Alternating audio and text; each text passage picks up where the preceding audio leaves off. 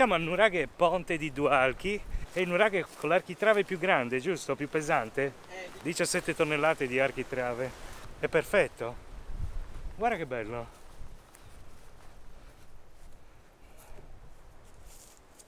Questo è un bel nuraghe, raga. Monotorre, quindi una singola torre. È un nuraghe bellissimo. C'è chi dice, ovviamente, specula sul fatto che sarebbe stato molto difficile costruire queste cose. Secondo me i nuragici avevano un grande bisogno di costruire queste cose.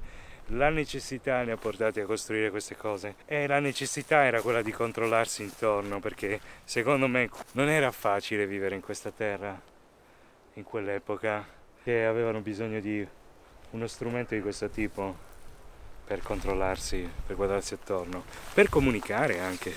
E adesso andiamo a vedere l'architrave. Guardate che bello.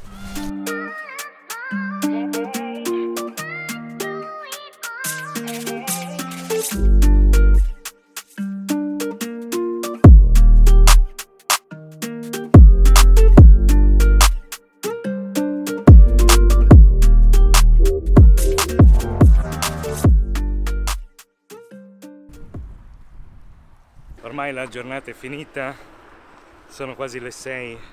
Wow, oggi abbiamo fatto il pieno di nuraghe, di tombe. Adesso Federico ha fermato la macchina, qui siamo a Nuraminis, che c'è qualcosa di interessante, non mi ha ancora detto cosa.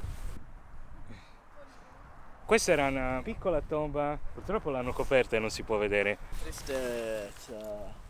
Hanno coperto la mini tomba. Ma non era mio, oh. Cioè, oh, hanno fatto bene.